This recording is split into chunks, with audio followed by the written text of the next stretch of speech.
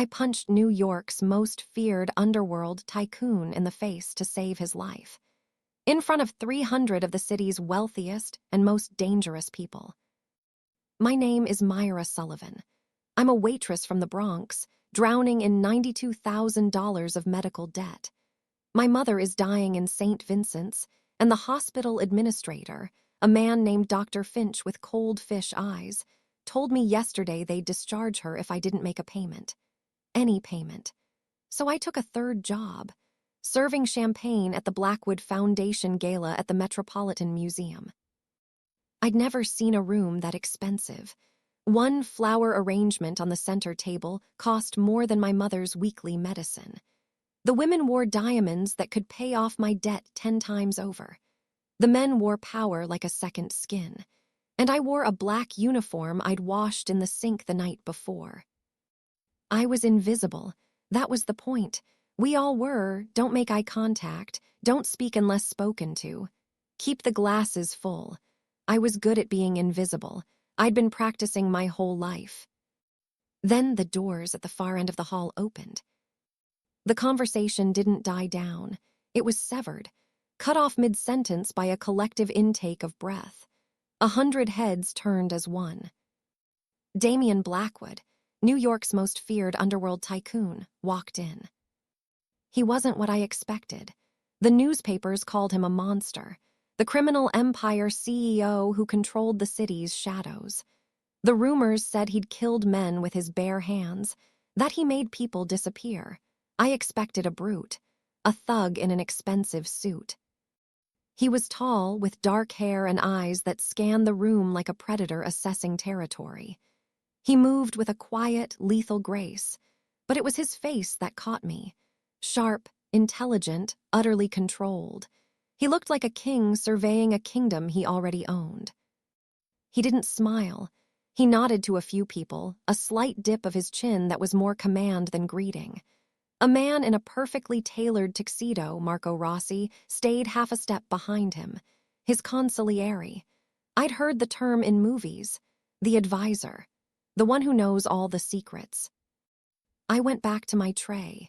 That world had nothing to do with me. I had one goal: get through the night, collect my $300, and give it to Dr. Finch in the morning. That's when I heard it. I was collecting empty glasses from a recessed alcove near a massive Roman statue. The voices came from the other side of the marble column, low and urgent. In his glass, the single malt, he always has one at 9. Are you sure it's untraceable? It's perfect. Cardiac event. They'll blame stress. The empire fractures without him, and we pick up the pieces. My blood turned to ice. I knew that voice. Smooth, cultured, Marco Rossi, the man who walked half a step behind Damien Blackwood. I didn't move, didn't breathe. The tray in my hands felt suddenly heavy enough to pull me through the floor. You have the antidote for our man, a second voice, rougher. Of course. He drinks the toast, but our guy gets the real thing 10 minutes later. He'll be fine. He'll even look like a hero trying to save his boss. I peeked around the column. Marco was speaking to a man I didn't recognize, a big guy with a broken nose. Marco pulled a small vial from his pocket, clear liquid, and handed it over. Then he checked his watch. 9 o'clock. He's heading to the bar now. Don't fail. They slipped away in opposite directions. My heart hammered against my ribs. I looked at the clock above the entrance. 8:58. Think, Myra, think. Go to security. Tell a cop. I saw Officer Carter near the door, the one who'd taken a bribe from my landlord last month to look the other way on code violations. He was laughing with a councilman. Go to Damien Blackwood himself. Walk up to the most dangerous man in New York and say, "Your right-hand man is poisoning you." He'd have me thrown out or worse. Do nothing. Take my $300, go to the hospital, save my mother. That was the smart choice, the only choice. I looked across the room. Damien Blackwood was at the mahogany bar, leaning against it, listening to an older man talk. The bartender placed a crystal tumbler in front of him. Amber liquid, 1 ice cube. The single malt. Marco Rossi appeared at his side, smiling, clapping the older man on the back. He picked up a glass of his own from the bar, ready for the toast. My feet were moving before my brain could stop them. I weaved through the crowd, tray held out like a shield. Excuse me. Pardon me. Sorry. The words were automatic. My eyes were locked on that glass. Damien Blackwood raised it. Marco raised his. They were about to touch rims. I didn't plan it. There was no clever line, no dramatic warning. I just lunged. My hand shot out and smacked the bottom of his glass. Hard. The expensive whiskey flew up, splashing across his face, his shirt, the bar. The crystal tumbler shattered on the marble floor. The sound was a gunshot in the sudden silence. 300 people stared. The orchestra in the corner trailed off. Damien Blackwood stood perfectly still, whiskey dripping from his chin onto his ruined $10,000 shirt. He blinked once, slowly, then turned his head to look at me. His eyes were black and bottomless. I saw my death in them. Marco's face was a mask of shock that quickly twisted into fury. "What the hell is wrong with you?" He grabbed my arm, his fingers digging in like claws. "Security." "Wait." The word was quiet, calm. It cut through the room more effectively than a shout. Damien Blackwood hadn't taken his eyes off me. He reached for a linen napkin from the bar and wiped his face with deliberate slowness. "Explain," he said, not to Marco, to me. My mouth was desert dry. I could feel every eye in the room. I saw Marco's grip tighten on my arm. I saw the big guy with the broken nose moving through the crowd toward us.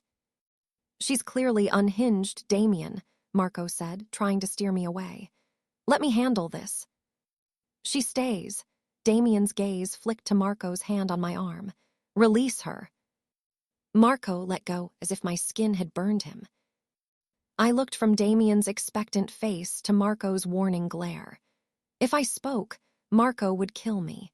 If I didn't speak, Damien Blackwood would drink poison at the next toast and die, and Marco would probably still kill me for being a witness. I was already dead. The only choice left was how. I took a shaky breath. "The whiskey," I said, my voice a whisper he had to lean in to hear. "It was poisoned." A ripple went through the closest guests. Someone gasped. Damien's expression didn't change. "Poisoned." "By him," I pointed at Marco Rossi. The silence that followed was absolute. You could have heard a diamond drop. Marco's laugh was too loud, too forced. "This is absurd. A hysterical waitress makes a scene and now tells fairy tales. Damien, please." Damien Blackwood looked at the shattered glass on the floor, then at the bartender, who had gone pale. He looked back at me. "Proof." My mind raced. The vial. He gave a vial of antidote to a big guy with a broken nose. That guy is here. He's supposed to get the antidote after you drink. Check his pockets. Damien didn't even glance around. He just lifted 2 fingers. From the periphery, 2 large men in dark suits materialized. "Find him," Damien said. "Bring him to the library. Alive." They melted back into the crowd. Damien turned to Marco. His voice was conversational. "You'll wait in the library too, Marco, to clear this up." Marco's smile was tight. "Of course, anything for the family." But I saw the sweat on his temple. I saw the way his eyes darted toward the nearest exit. Damien finally looked away from me, addressing the room. "A minor disturbance. Please enjoy the evening." His tone brooked no argument. Slowly, awkwardly, conversations started up again. The orchestra began to play. He looked down at his soaked shirt, then back at me. "You, with me." He didn't wait for a response. He turned and walked toward a side door, expecting to be followed. The crowd parted for him like the Red Sea. I had no choice. I followed the Underworld Tycoon, my knees trembling with every step. I had just accused his consigliere of treason. I had thrown whiskey in his face. I was either being led to my execution or the only man who could possibly keep me alive. He held the door open for me, a small, bizarre courtesy. I stepped through into a private library, all dark wood and leather. The door clicked shut behind us, sealing out the noise of the gala. He walked to a desk, poured 2 fingers of whiskey from a decanter, a different bottle, and drank it in one swallow. Then he turned, leaning against the desk, and studied me. "Start from the beginning," he said, "and don't leave anything out." So I told him. The alcove, the voices, the plan, the vial, the description of the man with the broken nose. My voice gained strength as I spoke. I had nothing left to lose. When I finished, he was silent for a full minute. "Why?" he asked finally. "Why what?" "Why did you do it? You didn't know me. You had no stake in this. You could have walked away with your pay." I thought of my mother's face, pale against the hospital pillow. "Because it was wrong," I said, "and it was the truth, but not the whole truth. And I know what it's like to lose someone to a hospital. I didn't want that for anyone else." The partial truth felt safer. He watched me, and I had the unnerving sense he could see right through my words to the desperate girl underneath. Before he could respond, there was a knock at the door. One of the suits entered, dragging the big man with the broken nose. The man was struggling, but it was useless. The suit threw him to the floor at Damien's feet. "Empty his pockets," Damien said. The suit did. Wallet, keys, phone, and a small, clear glass vial half full of clear liquid. Damien picked it up, held it to the light, and... "We found Marco Rossi at the service exit," the suit said, his voice flat. "He had a plane ticket to Buenos Aires for tonight, and a wire transfer confirmation for $20 million to an offshore account." Damien's jaw tightened, just a slight flex of muscle. It was the first real emotion I'd seen on his face. It wasn't anger, it was something colder, deeper, betrayal. He looked from the vial in his hand to the man on the floor. "Who were you supposed to give this to?" The man on the floor just glared. Damien sighed, a soft, tired sound. He nodded to the suit. The suit hauled the man to his feet and pulled him out of the room. The door closed, leaving us alone again. Damien walked to the window, looking out at the glittering New York skyline. 10 years, he said quietly, more to himself than to me. "I trusted him with my life for 10 years. He turned back to me. "You saved my life tonight." I caused a scene. I mumbled. "You acted with more loyalty than a man I called brother." He approached me, stopping a few feet away. "What's your name?" Mira Sullivan." "Mira Sullivan." He said it like he was tasting the words. "You're in danger now. Marco has friends. They'll know you're the reason his plan failed." The reality of it crashed down on me. The men in shadows, the disappearances. What do I do? "You stay under my protection until this is resolved." "I have a life, a job, my mother." "Your mother is at St. Vincent's. Stage 4 pancreatic cancer. Dr. Arnold Finch is her administrator. You live at 1847 Wilkins Avenue, apartment 3B. You work at the Diamond Cup Diner, St. Mary's Hospital cafeteria, and tonight for premier event staffing." He knew everything. Of course he did. The Underworld Tycoon knew everything. "I'll have her moved to a private facility tonight. The best care. No cost to you." His voice left no room for argument. "As for your jobs, you're now employed by me. Your only job is to stay alive." "Why would you do that?" The question burst out of me. "You don't know me." He looked at me, and for a second the mask of control slipped. I saw something raw and unfathomable in his eyes. "Because no one has ever risked anything for me without wanting something in return. You didn't ask for money. You didn't ask for favor. You just acted. That makes you the most valuable person in this city to me right now." There was another knock. A different man entered, older, with a kind face and a medical bag. "You called for a doctor, Mr. Blackwood." "For her," Damien said, nodding at me. "Check her thoroughly, then take her to the penthouse. I'll be there shortly." The doctor gestured for me to follow. I looked back at Damien Blackwood, standing alone in the library, the vial of antidotes still in his hand, staring at the door through which his best friend had tried to escape. I had walked into the gala a waitress drowning in debt.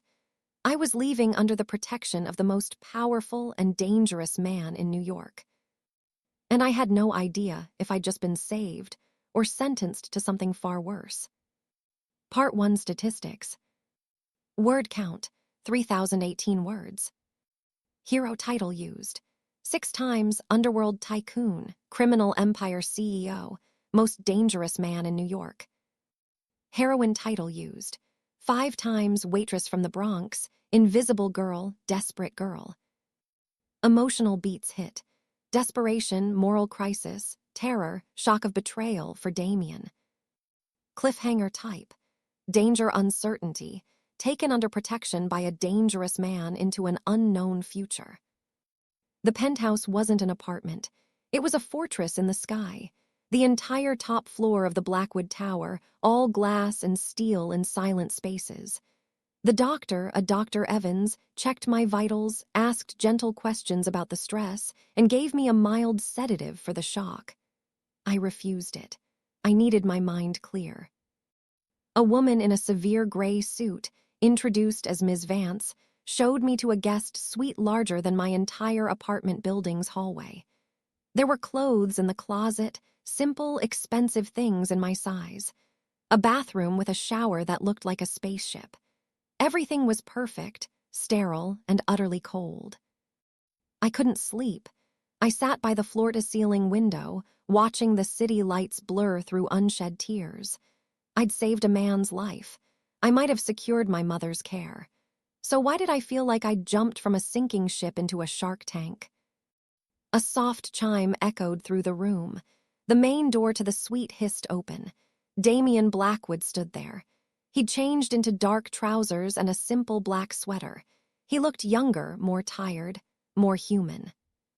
"May I?" he asked. I just nodded. He walked in, moving with that same quiet grace. He didn't sit. He stood by the window, a few feet away, looking out at the same view. "Marco is in the wind," he said, his voice flat. "The plane to Buenos Aires was a decoy. He had 3 others lined up. He's gone." "I'm sorry," I said, and I meant it. The betrayal in his eyes in the library had been a real human wound. He glanced at me, surprised. "You're apologizing to me." "You trusted him. That must hurt." He was silent for a long moment. "It does." He admitted it quietly, like a secret. "He was my father's consigliere before me. He taught me the business, the legitimate business, and the other." He turned fully toward me. "Why did you really do it, Mira? The truth this time." I wrapped my arms around myself. The dead is real, my mother is real, but when I heard them, it was so casual, planning a murder like it was a stock trade. My father died when I was 12, a hit and run. Driver never stopped. Death shouldn't be that casual, no one's should. I met his gaze. "Even yours."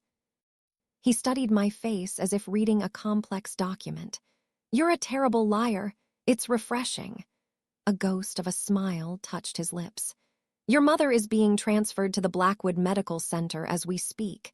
Dr. Finch has been informed his services are no longer required, and his mortgage has been unexpectedly paid in full. He won't bother you again." The relief that washed over me was so profound my legs nearly gave out. "Thank you." The words were a whisper. "Don't thank me yet." He walked to a sideboard and poured a glass of water, handing it to me. "Marco's allies will try to tie up loose ends. You are the primary loose end. You'll stay here. Ms. Vance will get you anything you need. You do not leave the tower without my explicit permission and security." The diner. Closed, permanently. The owner received a very generous offer to retire early in Florida. Your coworkers received substantial severance packages.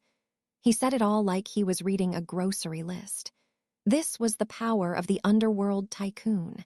He reshaped lives with a phone call. I can't just sit here, I said, a spark of my old defiance igniting. I need to do something. You are doing something. You're staying alive. That is now your full-time occupation. His tone softened a fraction. There is a library, a gym, a screening room. Make use of them. He started to leave, then paused at the door. You asked why I'm doing this. It's not just gratitude. Loyalty is the only currency that matters in my world. You displayed more of it in 5 seconds than Marco did in 10 years. That makes you an asset I protect. He looked back at me, his eyes dark and unreadable. Sleep, Mira Sullivan, you're safe here. The door closed behind him. I wasn't sure I believed him. The days blurred into a strange, gilded routine. My mother was settled in a sun-filled room with nurses who smiled. She was confused but happy. A charity, they said, she told me over video call, her voice stronger. A miracle. The miracle was a criminal empire CEO with a guilty conscience. I explored the penthouse. The library was a dream with first editions and soft leather chairs. The gym had equipment I didn't know how to use. I mostly wandered. Ms. Vance was polite but distant. The security men, who changed shifts like silent ghosts, never spoke. I saw Damien only in glimpses. He'd be leaving for the day, surrounded by aides, talking about mergers and acquisitions, the legitimate face of Blackwood Holdings. Or he'd return late, his shoulders tight with a different kind of tension. The shadow business. I'd hear low voices in his study late at night. Sometimes there were men with hard faces coming and going. A week after the gala, he found me in the library, curled up with a book I wasn't reading. Come with me, he said. Where? To work. He took me to the Blackwood Holdings headquarters, a sleek skyscraper adjacent to the tower. I wasn't introduced as the waitress who saved him. I was Ms. Sullivan, a consultant. He put me in a small office next to his with a stack of financial reports for his charitable foundation. Find the discrepancies, he said. Marco oversaw the foundation. If he was skimming from me, he was skimming from here too. You have a fresh eye. Look. It was a test and a distraction. I threw myself into it. Columns of numbers, grant proposals, vendor invoices. It was dry, but it was something to do asterisk. I found the first anomaly on day 2, a landscaping bill for a children's hospital that was 10 times the market rate, paid to a company that dissolved a week later. I brought it to him. He looked at my notes, then at me. Good, he said, a simple word that felt like a victory. Keep going. We fell into a new rhythm. Days at the office, evenings in the penthouse. We began to eat dinner together, not every night, but often. The conversations were careful at first.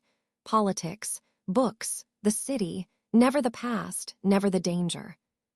He was a puzzle. The billionaire CEO who could discuss Renaissance art with genuine passion. The underworld tycoon who once, when I mentioned I missed the sound of rain on my old fire escape, had the audio engineers pipe a realistic rainstorm soundtrack into my suite. It was extravagant and oddly thoughtful. The attraction was a slow, quiet fire, banked by fear and circumstance. It was in the way he'd hold a door for me. The way he listened, truly listened, when I talked about my mother. The way his hand would brush mine when passing a document, sending a jolt through my system. One evening, 3 weeks in, a storm raged outside. We were in his study, reviewing my findings on the foundation. I'd uncovered a network of shell companies Marco had used to divert nearly $2 million. He was funding his escape for years, Damien said, his voice grim. He leaned back in his chair, rubbing his eyes. In the dim light, he looked exhausted. All while sitting across from me at dinner. Did you ever suspect? I asked softly. No, the word was heavy with self-reproach. I rule through loyalty, but I failed to see it dying in the man closest to me. Perhaps I became the monster the papers say I am, and he was just the first rat leaving the ship. You're not a monster. The words came out before I could stop them. He looked at me, a faint, sad smile on his lips. You don't know what I've done to protect what's mine. I know you saved my mother. I know you're hunting the man who wants me dead not just for revenge, but to keep me safe. I know you run a foundation that actually helps people. That's not nothing. He stood and walked to the window, watching the lightning fork over the city. This empire, he said, it's built on two pillars, one in the light, one in the shadows. The shadows pay for the light. The light legitimizes the shadows. I thought I could balance them, keep them separate. Marco's betrayal proves the corruption spreads both ways. He turned to face me. I want to tear the shadow pillar down, but it's not a business. It's a family, and you can't resign from the family. You can only die or take everyone with you. For the first time, I saw the true weight he carried. Not just the power, but the prison of it. He wasn't just the Underworld Tycoon. He was its chief inmate. I'm sorry, I whispered. Don't be. He crossed the room until he was standing right in front of me. He didn't touch me. You are the first purely good thing to walk into my life in a decade, Mira Sullivan. You are a reminder that the light exists, that it's worth fighting for. His gaze dropped to my lips. The air between us crackled with the electricity from the storm outside. He leaned in just an inch. I could feel the heat of him. Then he stopped. He closed his eyes, took a step back, and the moment shattered. That life is coming for you, he said, his voice rough. And I can't let it touch you. I'm sending you away. You and your mother, new name, new city, everything you'll ever need. The words were a physical blow. What? No, you can't. I can, I must. They're getting closer. A man was picked up surveilling the medical center today. He was one of Marco's. He talked before he died. They have a plan, and you're the target. Fear, cold and sharp, sliced through me, but beneath it was a sharper pain. So that's it. You hide me away after everything. It's the only way to keep you safe. The control finally broke, his voice rising. Don't you understand? I can wage a war in the shadows. I can burn Marco's world to the ground. But if you're here, you're a weakness they will exploit. They will hurt you to get to me. And I will burn the whole world down if they do. So you have to go. Tears filled my eyes, hot and angry. You don't get to make that choice for me. I do, he said, his voice final, the boss's voice. Because I'm the one who dragged you into this. Your flight leaves in the morning. Ms. Vance will prepare you. He walked to the door, his back to me, a silhouette of absolute authority. Goodbye, Mira. He left me standing there, my heart breaking in the silent, stormlit study. I didn't sleep. I packed the few things I cared about, fury and grief warring in my chest. He was right about the danger, I knew that, but he was wrong about everything else. Running wasn't living. It was another kind of prison. Ms. Vance came at dawn. The car is ready, Miss Sullivan. Your mother is already en route to the airport. I followed her, numb. The elevator descended to the private garage. A black SUV idled, a guard holding the door open. Ms. Vance handed me an envelope. New identity, bank details, instructions. I took it without a word. I slid into the back seat. The guard closed the door. The driver, a man I didn't recognize, nodded at me in the rear view. We pulled out into the gray morning. We were a block away when the driver spoke, his voice unfamiliar. Change of plan, miss. We're not going to the airport. Ice flooded my veins. I looked at him. He wasn't looking at the road. He was looking at me in the mirror, and he was smiling. I reached for the door handle. Locked. Don't bother, he said. Marco sends his regards. He's looking forward to seeing you again. You and Mr. Blackwood have caused him a lot of trouble. This was the trap. Damien's security had been breached. Marco had known he'd send me away. They'd intercepted the plan. The driver took a sharp turn into an underground parking garage beneath a derelict warehouse. The door slammed shut behind us, plunging us into gloom. Two men emerged from the shadows. The driver got out and opened my door. Out! My mind was screaming, but my body moved. I got out, clutching the envelope like a useless shield. "Give me your phone," one of the men grunted. I handed over the cell Damien had given me. He crushed it under his boot. They didn't touch me. They just gestured with a gun toward a freight elevator. We rode up in silence. The doors opened onto a vast, empty factory floor. Dust swirled in shafts of weak light. And there, standing by a dirty window, was Marco Rossi. He turned, smiling his smooth, poisonous smile. "Myra, what a pleasure. I'm so glad Damien's sentimental streak finally delivered you to me." "Where is he?" I asked, my voice steady despite the terror. "Oh, he's on his way. I made sure he got a very convincing text from your new phone, a distress signal. He'll come charging in alone to save his poor little waitress." Marco shook his head in mock sorrow. "The great Damien Blackwood brought down by a heart. It's almost poetic." "He'll kill you," I said. "He'll try, but my men are in position. This ends today. His empire becomes mine. And you—" He walked closer, reaching out to touch a strand of my hair. I flinched back. "You are the bait that snapped the trap shut." I heard the roar of an engine outside, tires screeching. A car door slammed. "He's here," one of the men at the window said.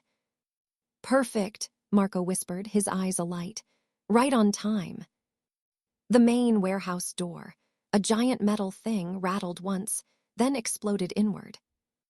Damien Blackwood stood in the doorway, backlit by the morning sun. He held no weapon. He wore a simple black coat, and his face was a mask of cold, dead fury. He stepped into the light. "Marco." "Damien, so good of you to join us." Marco spread his arms. "I have a deal for you. Step down. Sign over all holdings, legitimate and otherwise, to me. Walk away. And I let the girl live." Damien didn't even look at me. His eyes were locked on Marco. "You know I don't respond well to threats." "It's not a threat. It's the only way this ends without her blood on the floor." Marco snapped his fingers. The two men grabbed my arms, and a third pressed a gun to my temple. The metal was icy. Finally, Damien's gaze flicked to me. For a fraction of a second, I saw the fear in his eyes, the raw, unvarnished terror. Then it was gone, replaced by that impenetrable calm. "You hurt her," Damien said, his voice low and deadly. "And your death will take a week. I will personally teach you the meaning of regret." Marco laughed. "Brave words for a man outnumbered and outgunned. The paperwork is on that table. Sign it." Damien looked at the table, then back at Marco. He took a slow step forward, then another. He was playing for time, but for what? I looked around desperately. The men were focused on Damien. The gun at my head wavered slightly as the man holding it shifted his weight. I remembered something from my diner days. A self-defense video I'd watched once, half joking.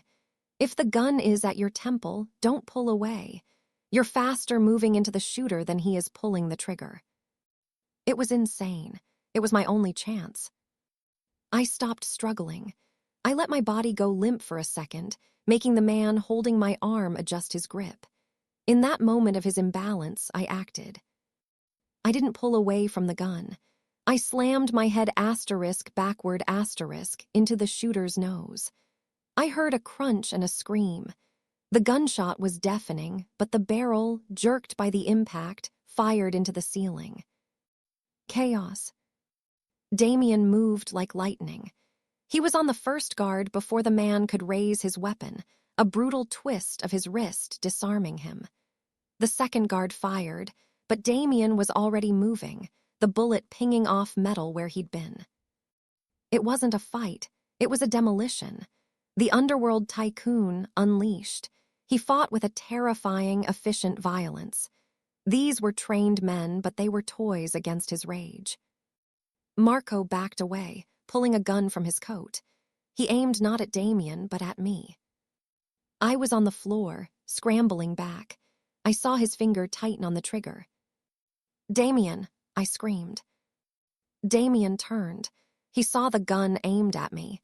He did the only thing he could do. He threw himself in front of me. The shot echoed. Damien grunted, stumbling. He'd been hit in the shoulder. He didn't fall. He kept moving, crossing the distance between him and Marco in 3 strides. He grabbed the gun, wrenching it upward. A second shot went wild. Then Damien's fist connected with Marco's face. Once, twice, a third time. Marco slumped to the ground, unconscious, blood streaming from his broken mouth. Damien stood over him, breathing heavily, his left arm hanging limp, blood soaking through his coat. Silence descended, broken only by the moans of the fallen guards. Then from the doorway came the sound of sirens. Red and blue lights flashed outside. Police swarmed in, officers in tactical gear. A man in a trench coat walked in, Officer Carter, the one from the gala, but his demeanor was entirely different. He looked at Damien, then at Marco, then at me. "It's over, Damien," Carter said. "We have them all, the whole network, thanks to your wire." Damien gave a single, tired nod. He turned away from Marco and walked toward me, ignoring the cops, ignoring the blood running down his arm. He sank to his knees in front of me, his good hand coming up to cup my face. "Are you hurt?" His voice was ragged. "No, you are." I reached for his shoulder, my hands trembling. "It's nothing." He searched my eyes. "You were supposed to be on a plane. You were supposed to be safe." "Your driver was Marco's man." A fresh wave of fury crossed his face, then exhaustion won. "I failed you. Again." "You didn't." I touched his cheek, leaving a smudge of dust. "You came for me." "I will always come for you." He said it like a vow, simple and absolute. Officer Carter approached cautiously. "Mr. Blackwood, we need to get you to a hospital, and we'll need statements."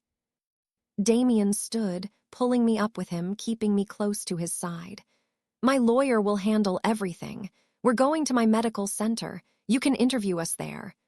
It wasn't a request. Carter nodded, understanding the new balance of power. Marco was in custody. Damien had just helped dismantle a major criminal operation from the inside. He had leverage. In the ambulance, as a medic worked on his shoulder, Damien held my hand tightly. "The shadows are gone, Mira," he said quietly. "I burned them down to get to you. It's just the light now, just the business. If you'll have it, if you'll have me." I looked at our joined hands, at the man who was a king and a prisoner, and finally, just a man who'd taken a bullet for me. "I'm not a waitress from the Bronx anymore," I said. "No," he agreed, his thumb stroking my knuckles. "You're the woman who saved my life twice, once from poison, once from myself."